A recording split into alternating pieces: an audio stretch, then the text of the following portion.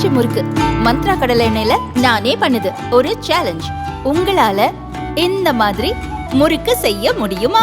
மந்த்ரா கடலை எண்ணெயில முறுக்கு செஞ்சு பாருங்க. Okay?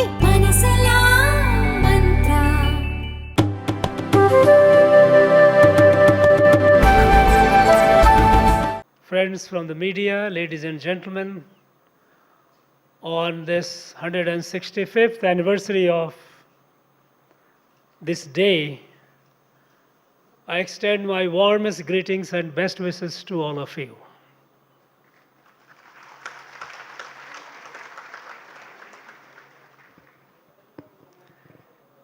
We know that tax revenue is crucial to the existence of a state. You can keep talking about it endlessly. It is the life blood. Without it, a state cannot exist. It's like fuel to an engine. Short of it, it remains dead and inert. Such is the importance of tax revenue that all through our civilization, people have deliberated about it. And we mentioned, some of the speakers before mentioned about Chanakyaa. Even before, there were people who have, because of ours is perhaps the longest living civilization. So over the time, from time to time, several people have appeared to streamline the taxation system.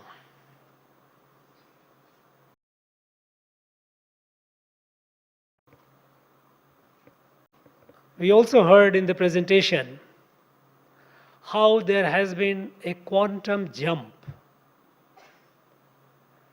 in both number of taxpayers, almost has doubled, and tax collection, the revenue, it seems it's almost 300% jump in the last 10 years.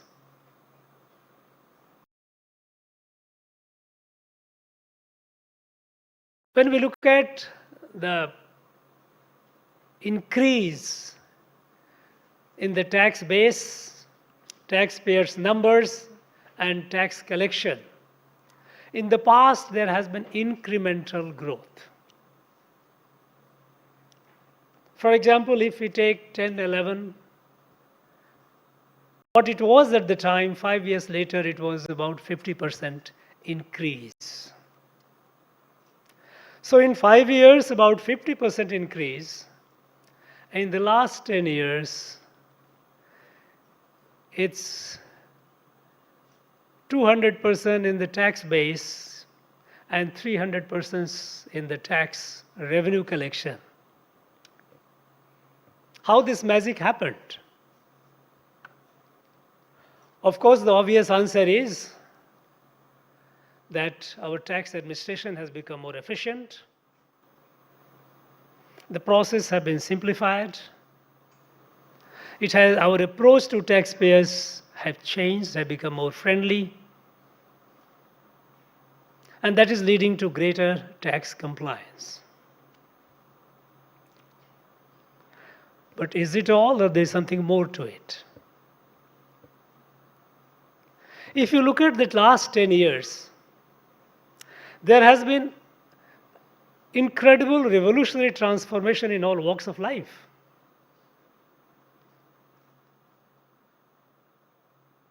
Simple. Take this cleanliness, toilets, open defecation. In 2014, we had a dubious distinction of almost about 60% of our people going for open defecation. And whenever somebody talked about it, he used to be dismissed saying it is a cultural issue, you can't do anything about it.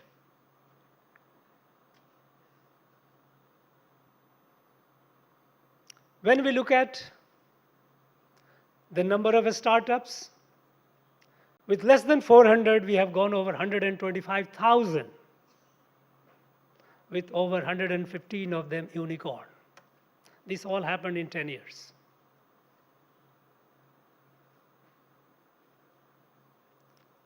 We know that when we became independent, our economy was the 6th largest in the world. And in 2014, it slipped down to 11th. Now we have come to the 5th. So the trend reversed significantly to an extent that we have improved so significantly. And we all know that we are all poised to be the number 3rd largest. In the field of science and technology, in every field, India is considered as one among the front-ranking countries in the world. How all these transformations have been happening? And when we talk about this quantum jump in our tax collection, I would like to draw your attention to the nuances of it, what happened, to have the context, to have a better appreciation of your role, so that you know what exactly we are doing. It may sound as if it is an absurd question. What is this man talking about? As if we don't know what we are doing.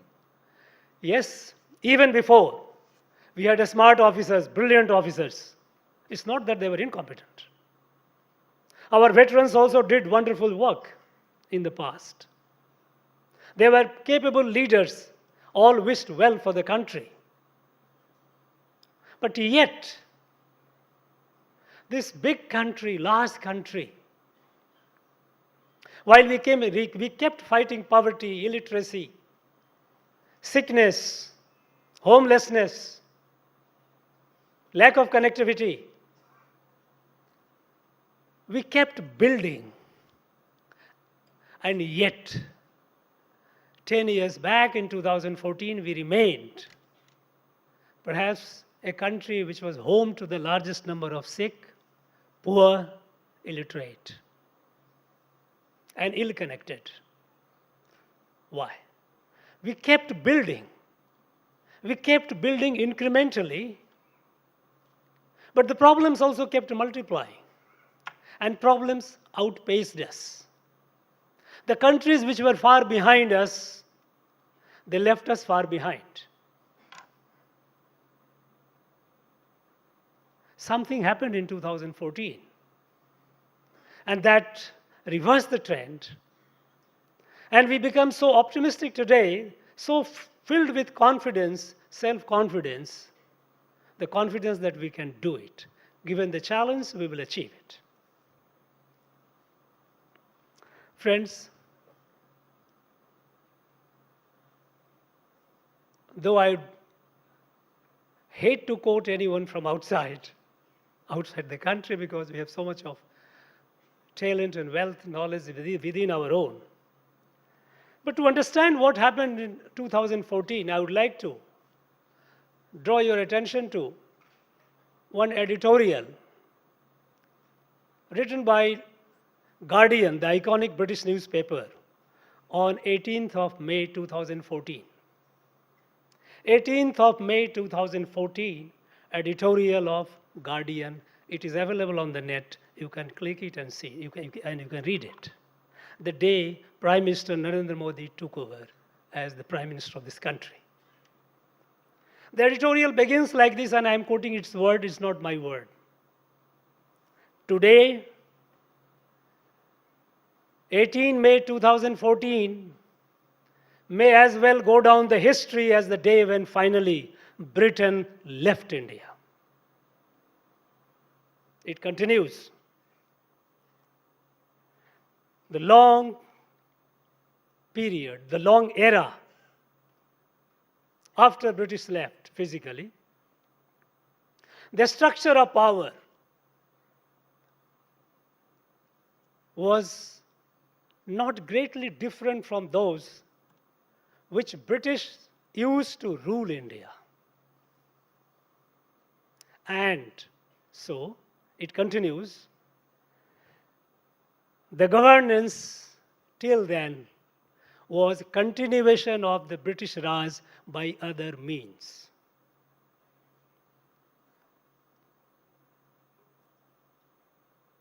Now, when it comes to the tax administration, let us look at it 165 years of journey. It's a long journey, and it passed through, broadly speaking, conceptually, thematically, through three phases. Taxation was there even before 1860. British, the company was ruling, they were also collecting revenue. But after 1857, when the British took over administration directly, they streamlined the tax collection. That was a colonial interest. The tax was to fulfill the colonial interest. And they did their best to exploit all possible sources to the maximum to collect the tax. And we need not be very proud of that. Taxation was there even before.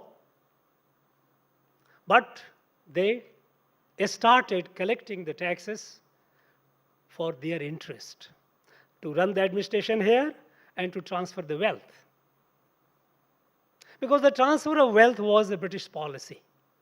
After 1757, after the Battle of Plassey, when companies captured a territory, and when the question came whether the company should administer, a trading company should administer this country also, or should it be handed over to the British government, the Robert Clive, who was the person in Bengal who wrote a letter asking that it should be taken over by the British government. And the British government, after due deliberation, realized that it was not wise thing for them to take over directly. They let the company continued, and they started controlling the company from behind, with an objective to make the empire as enduring as possible and transfer of wealth from India as speedily as possible to England. These are all documents. And with that, they started. And 1860 was a continuation of that. Then came the end of the colonial period. We became independent. During the colonial period, the tax collectors viewed people with suspicion. Of course, they were ruling over us. They viewed every Indian with suspicion. The suspicion was the hallmark in the gene of the administration, colonial administration. When we became independent, that legacy continued. We continued suspecting the people. And we added one more twist to it. And the twist was an external ideology, communism, and its cousin, socialism. Any person with wealth was a thief, viewed with suspicion. Poverty was made virtue. We kept talking about removing poverty. We kept collecting the taxes from those who had the money, viewing them with suspicion that he must be stealing money. He is not being fair. He is not being honest. What happened in 2014? All these smart people, all these brilliant, our leaders,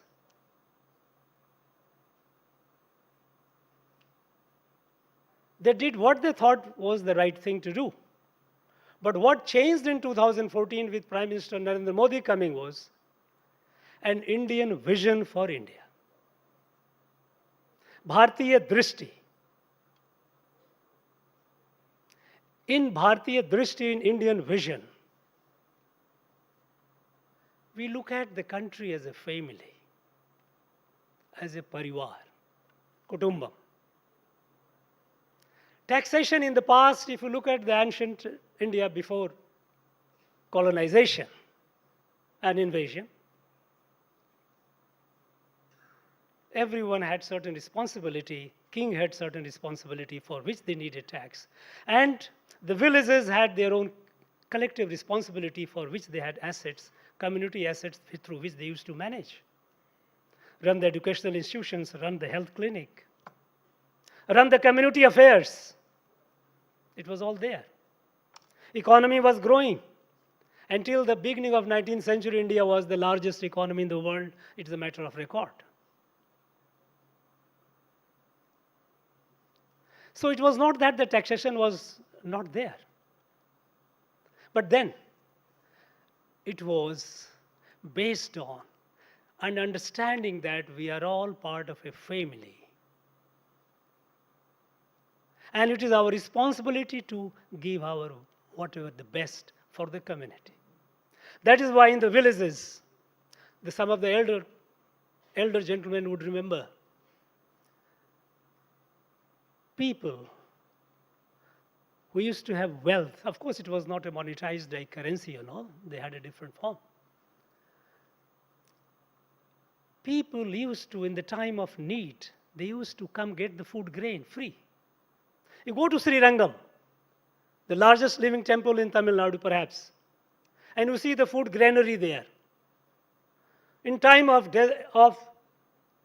famine, in time of food scarcity, people used to come and collect the food from there free. Because the collection was not meant for that institution or that person or that individual. There is a tradition, now it is of course fading, in the tribal areas of the Northeast, where every village chief, after a few years, is supposed to dispose all his wealth by holding community feast. Wealth was not considered an entirely for the good of the private individual or the family. This was the Bharatiya way of looking at things, Indian way of looking at things. It was not based on a suspicion on hiding. And what happened in 2014 was the change in this outlook. Trust in the people, faith in the people. If India today became from 11th to the 5th largest economy, it is not because of government.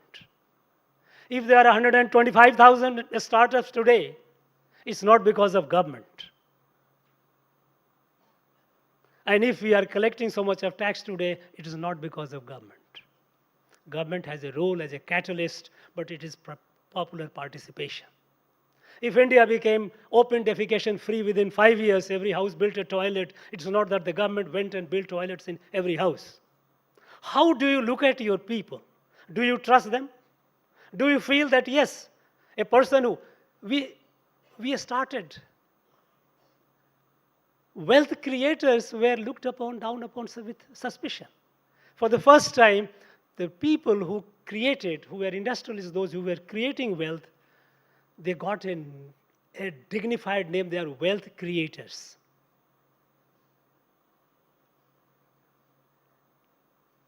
All those people who create wealth, they don't sleep the wealth on a pillow and sleep over that. It goes. It ends up improving the lives of large number of people. It is in circulation. We all know that. This colonial outlook, and that is why when the Panch Pran, when the Prime Minister said, 5 resolve, one of the resolve was decolonization of mind. And it was not something that Prime Minister said for the first time. The same thing was said by Mahatma Gandhi on 15th of August 1947. When 15th of August 1947, when the country was celebrating independence, Mahatma Gandhi was sulking, sitting, somber mood. Not sulking, I won't use the word, but he was very serious mood sitting in a Bhangi colony, in a Dalit colony. And when some media people approached him, asked him, why are you not happy? You don't seem to be very happy and jubilant about it. The whole country is. Mahatma Gandhi said, British have left us only physically. They are still in our mind. And that is why we continued celebrating everything about the British and British legacy without reorienting our thought to ourselves. Even in our military, we fought many wars. But the wars that we fought during the British time was wars against our own people or people who were colonized elsewhere. Our people were used to fight them. We don't have to be very proud of those wars. And that's why War Memorial was built, that after we became independent, the valor of our soldiers. We must be proud of them. 2 days later, we are coming to Kargil Divas. It's a day of pride for all Indian, that so many of our soldiers gave their life to defend not only our territorial integrity, but to keep the head of India, Republic of India, high. It's a matter of pride, our own. And so, the qualitative improvement that we are seeing is essentially the spirit is we don't look at the taxpayer with suspicion. Of course, any society there are rules. Rules have, if someone violates the rule, action has to be taken. But the primary driver is suspicion, then it becomes a problem. Then the suspicion breeds suspicion. We keep suspecting mutually. The person that the wealth creator, the taxpayer, will keep evading, and we keep running after.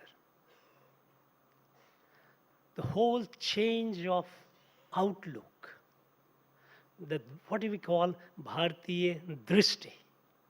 We need to understand, we need to appreciate what this country is. What are the ethos?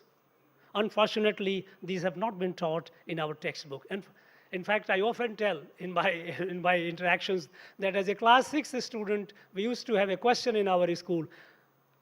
Write down the benefits, what are the benefits of British rule? And we used to write down English language, judiciary, railway, as if we didn't know that we didn't have the language, as if we had absolutely chaos. These were all ingrained in us. And it remains ingrained even today. Even today, we have people who are apologists of the colonial rulers. That is where someone tells you that Indians are someone, they are like Chinese, they are Africans, they are like Arabs. This non-Indian vision of India, which has created the problems. And with that, with the change, that we look at our country with pride as a family. A problem in any part of it, as I said in the beginning, that we continued resolving the problems of poverty, problems of sickness, illiteracy, and problem kept multiplying because we kept approaching the problem incrementally. When you have a family, when you have a large family, if 2-3 persons are sick, you don't say that, no, I will treat one and I will ignore the other. These problems have to be addressed holistically. That is why 250 million people have been pulled out of multidimensional poverty in the last 10 years because of measures. If the schools have to be open, literacy has to be provided, it has to be provided to all. If health care has to be given, it has to be given to all, irrespective of where the person is. There is no question of, I will give it to the X number, and next year I will do the X plus 2. No, it has to be done to all. Our vision cannot be bound by 5 years and say that, look, this is our resource limitation. This country has enormous resources, enormous potential resources. All that we need to do is we harness them. And that is what our young people are doing today. Building the positive force in the society. Positive force in the society. Look at these Padma Awards. Till 10 years back, who were getting the Padma Awards? Those who were moving in the corridors of power. Influential, there used to be, people used to lobby for it. Today, who are being recognized? Real unsung heroes of the society. A barefoot lady of Bastar, Chhattisgarh, who has planted several lakhs trees. She lives that. A poor man, unknown man, whose life mission has been to pick up unclaimed bodies and do the cremations. Positive force. We have enormous positive force in us, in our society. Look, 2022. Prime Minister said that by 2025, our country must be TB free.